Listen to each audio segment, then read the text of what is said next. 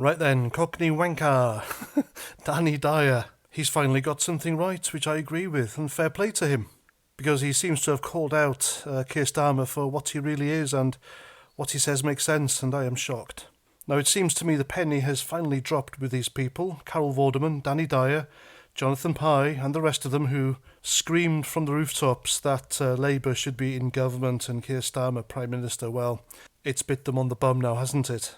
And rightly so. The moral of the lesson here is careful what you wish for, because Keir Starmer has very much let them down spectacularly. Anyway, Danny Dyer was speaking to, I think it was the Big Issue magazine, when he did this interview, and he just tore into Keir Starmer, and he was quite right as well, what he was saying, and he was effing and blinding as usual, and he didn't mince his words. He said, and I quote, "The Tories are such effing arseholes that Keir Starmer got in not for what Labour were saying, but because the Tories effed it up so much." And that's right, isn't it? Labour didn't win it, the Tories lost it. And he went on, "I don't like this man," he says. "I don't trust this man. He got the job handed to him on a plate. So what are you going to do to show us you're different?" And he's gone straight in on pensioners. "I find that effing fascinating," he said.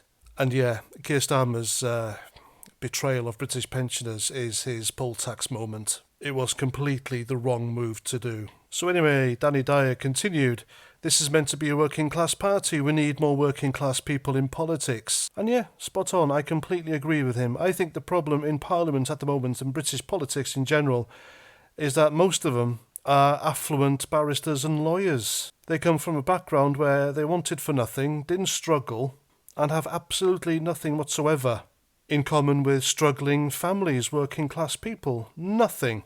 And that's why they can't represent and manage us properly. So, despite saying all that, Danny Dyer then lets himself down spectacularly by saying, and I quote, "Why Angela Rayner's not leading things, I don't know. When she speaks, I listen," he said. I mean, my goodness, Angela Rayner. Flipping heck. Now, I don't know about you, but when Angela Rayner speaks, I laugh my tits off. And that's another one on the take as well. She's taken money and not being very honest with her expenses, and she's a massive hypocrite, so, yeah. If that's who Danny Dyer wants as Prime Minister, then he bloody well deserves her. And he rounds up that interview by slagging off Brexit and Brexiteers and going on about the class system in the theatre. Jeez.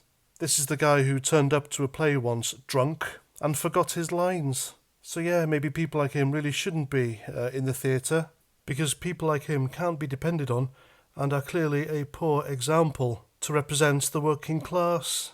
But apart from that, what you said about Keir Starmer was spot on, wasn't it?